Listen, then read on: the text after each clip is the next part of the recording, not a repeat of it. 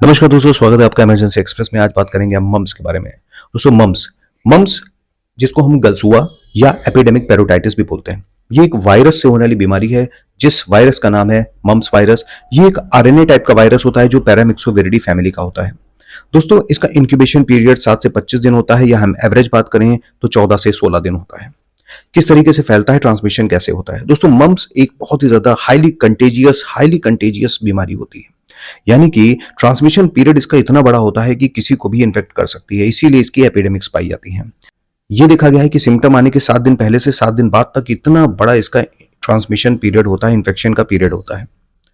दोस्तों, किस तरीके से फैलता है? ये एक संक्रमित आदमी से दूसरे संक्रमित आदमी में फैल जाता है। 1 person to person airborne infection, droplet infection होता है, सलाइवा से ट्रांसमिट हो जाता है। दोस्तों, सिम्टम जो आते हैं मम्स के, उनको हम 3 कैटेगरीज में डिवाइड कर सकते हैं। पहला प्रोड्रोमल फेज, जिसमें कोई भी सिम्टम नहीं होता, या फिर हल्का फुल्का सिम्टम्स आ सकते हैं, जैसे कि हल्का फुल्का बुखार, सर दर्द, गले में दर्द, भूख नहीं लगना, ये सारे सिम्टम्स आते हैं। इसके बाद आता है early acute phase. Early acute phase में क्या होता है कि दोस्तों, कि अब वायरस जो पहले यूआरटीआई जो अपर रेस्पिरेटरी ट्रैक्ट में आया, वो अब सलाइवरी ग्लैंड्स में पेनिट्रेट करता है। सलाइवरी ग्लैंड्स में पेनिट्रेट करता है तो सलाइवरी ग्लैंड्स हमारी स्वेल कर जाती हैं। सबसे कॉमन प्रेजेंटिंग कंप्लेन होती है पेशेंट्स की जो क्लिनिक में आते हैं, वो यही होता है कि उनकी दोनों साइड के जो ये सूजन आ गई है चेहरे पर, या एक साइड पे सूजन आ गई। ये देखा गया है कि बायलैटरल पेरोटाइटिस 60% केसेस में देखी गई है, 40% केसेस में सिर्फ यूनिलेटरल पेरोटाइटिस होती है।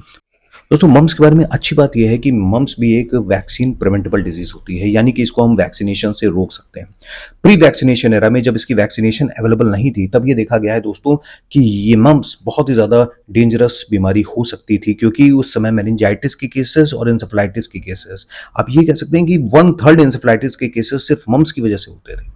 दोस्तों, बात करते हैं मम्स के ट्रीटमेंट के बारे में। हम जानते हैं कि मम्स एक वायरल डिजीज होती है, इसलिए इसका कोई डेफिनेटिव ट्रीटमेंट हम इसका यूज नहीं करते हैं। इसकी प्रोग्नोसिस अच्छी होती है, ये अपने आप 2 दिन में भी कभी कभी सही हो जाती है, कभी 2 हफ्ते लेती है, लेकिन इसकी प्रोग्नोसिस अच्छी होती है। डेथ रेट इसका बहुत कम है, हॉस्पिटलाइजेशन की जरूरत नहीं पड़ती है, सेल्फ लिमिटिंग बीमारी होती है, अपने आप सही हो जाती है। लेकिन अक्यूट फेज कि अगर आपके सिम्टम्स आ रहे हैं तो इसके ट्रीटमेंट को हम 2 पार्ट्स में डिवाइड कर सकते हैं, सिम्प्टोमेटिक ट्रीटमेंट और डेफिनेटिव ट्रीटमेंट। सिम्प्टोमेटिक ट्रीटमेंट में हम जितनी भी होम रेमेडीज होती हैं, सिकाई करना, हल्का फुल्का पेन मेडिकेशंस देना, एंटी फीवर मेडिकेशंस दे देना। अगर आराम नहीं मिलता है, अगर इस वाले मेडिकेशन से आराम नहीं मिलता है, तो फिर हम डेफिनेटिव मैनेजमेंट की तरफ जाते हैं। आप नियर बाई डॉक्टर के पास में जाके कंसल्ट कर लें। क्यों?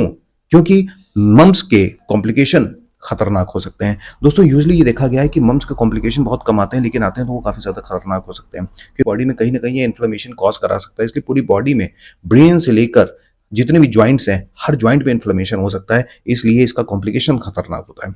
ये देखा गया है कि जो मेल बच्चे होते हैं, मेल बच्चों में ये टेस्टिकुलर इन्फ्लेमेशन है, मम्स ऑर्काइटिस बहुत कॉमन कॉम्प्लिकेशन होता है। इससे दिक्कत ये होती है कि आगे चल के स्पर्म काउंट्स कम हो सकते हैं और बच्चे को इनफर्टिलिटी हो सकती है।